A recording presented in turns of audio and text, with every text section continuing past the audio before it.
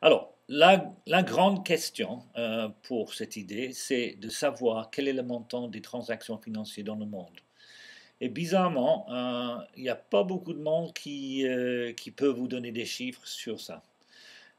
J'ai trouvé que le meilleur endroit pour chercher ce type d'informations, c'était dans le rapport annuel de la BIS, Bank for International Settlement. C'est une organisation basée en Suisse qui tous les ans publie un rapport sur les transactions et des paiements, le système de paiement dans 23 pays spécifiques.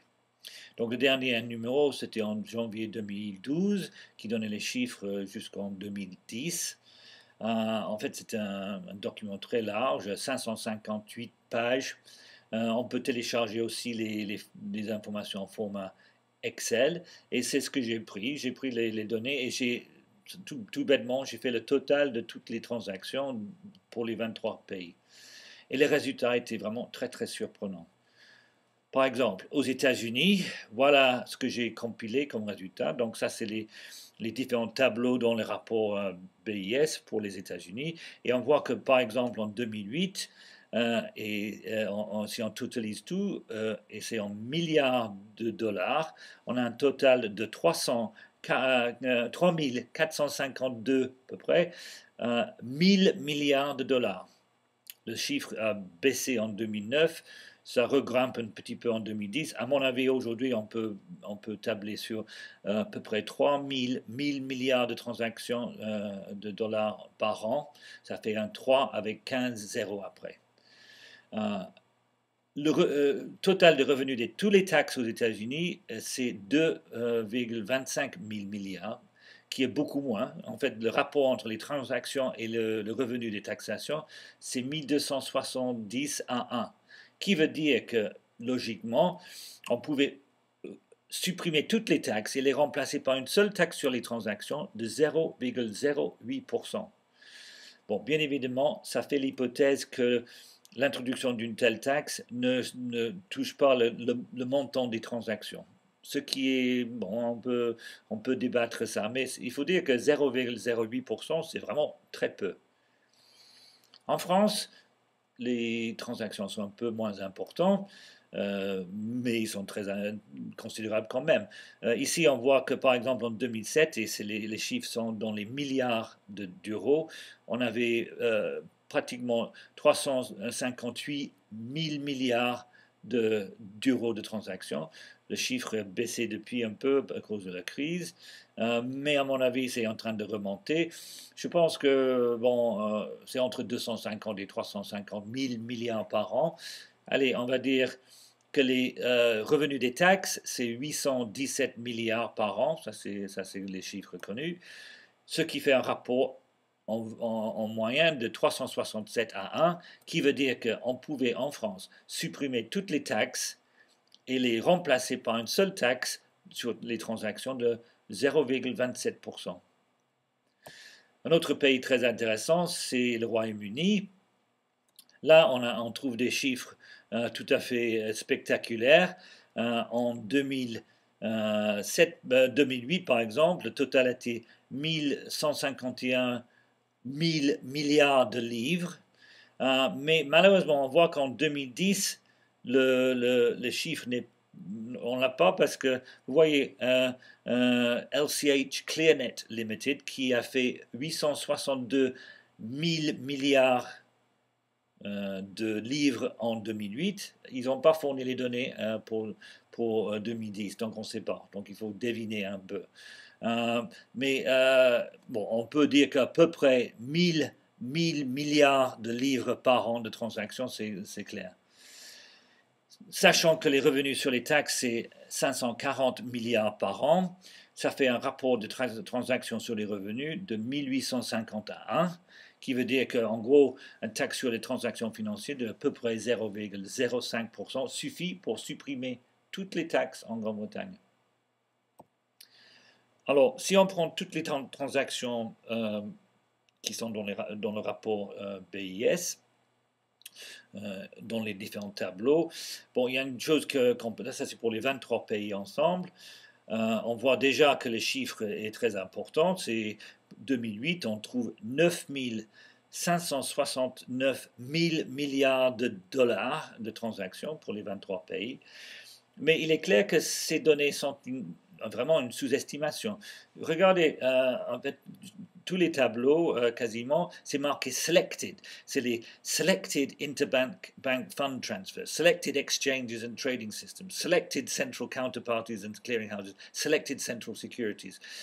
Ça veut dire qu'en fait, ils donnent partout. Donc, il y a des composants, des transactions qu'on ne voit toujours pas. Mais, n'empêche, si on prend les 23 pays qui sont documentés dans le rapport BIS, on obtient le résultat ici, où d'ailleurs j'ai changé le chiffre pour le Royaume-Uni pour remplacer par un chiffre qui est un peu plus réaliste, vous allez voir tout à l'heure. Et j'ai regroupé dans la deuxième colonne le PIB pour chaque pays, le revenu de taxation en pourcentage de PIB, et donc le revenu en milliards de dollars. Et dans la dernière, cinquième colonne, on voit le pourcentage de taxes sur les transactions nécessaires pour générer la même quantité d'argent que toutes les taxes. Alors ce qu'on constate là, c'est qu'il y a 3 pays où cette taxe sur les transactions financières pourrait être inférieure à 0,1%. Les 3 pays, c'est les États-Unis et le Royaume-Uni, on les a déjà vus, et la Belgique, qui est un autre pays où il y a beaucoup de transactions financières. Il y a 4 pays, en fait, où le taxe sur les transactions financières devrait être au-delà de 1%. C'est l'Inde, Russie, Arabie Saoudite et la Turquie. Probablement parce que sont des pays qui utilisent beaucoup les échanges en liquide, peut-être. Hein, ça, il faut voir. N'empêche, si on prend le total des 23 pays, on trouve que le moyen, c'est dans la dernière ligne, c'est 0,168%. Donc ça, c'est globalement ce qu'il faut imposer sur un mélange d'économies. On voit que pour la France, on retrouve 0,30% à peu près. Alors, bon, je vous ai dit que les chiffres BIS pour le Royaume-Uni sont effectivement un peu douteux. Donc, j'ai fait moi-même une analyse en utilisant des données que j'ai trouvées sur le web. Et j'ai trouvé un chiffre qui était même bien au-delà de 100 000 milliards de livres. Le chiffre que j'ai trouvé, c'était plutôt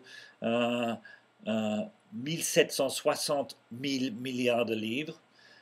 Qui est par rapport au revenu de la taxation, 0,54 milliards de livres, qui donne de nouveau un taux pour le taxe sur les transactions nécessaire pour les remplacer, très faible, 0,031 dans ce cas-là. Donc voilà, un chiffre encore plus important que ce qu'on trouve dans le rapport BIS.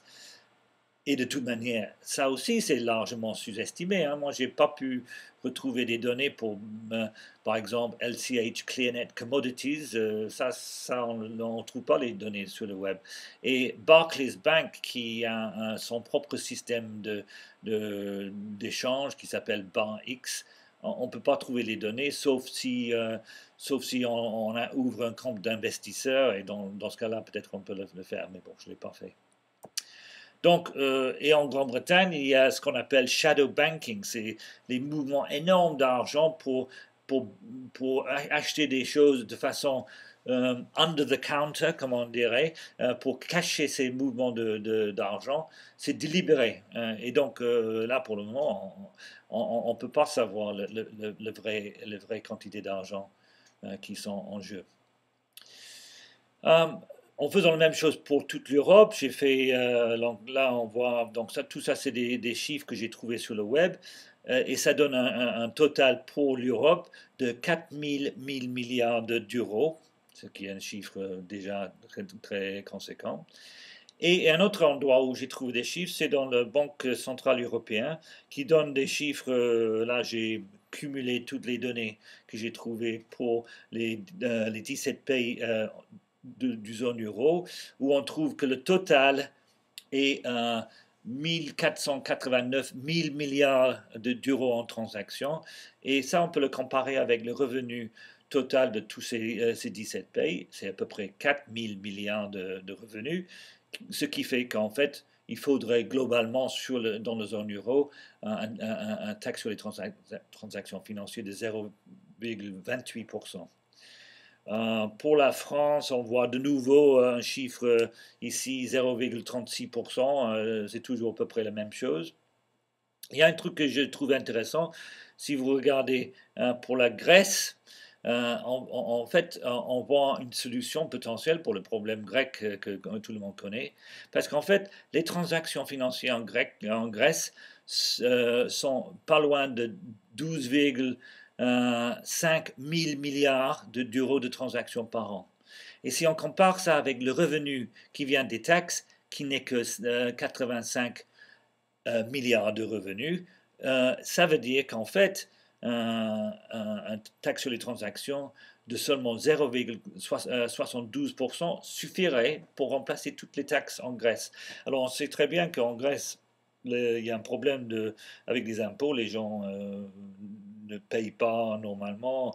Vous allez dans un hôtel 5 étoiles à Athènes et on nous demande de payer en liquide parce qu'ils ne veulent pas donner des factures, etc. Bon, tout ça, c'est bien connu. Donc la Grèce, en fait, sera un excellent un endroit superbe pour introduire un tel système parce que justement, ça empêche les gens de tricher.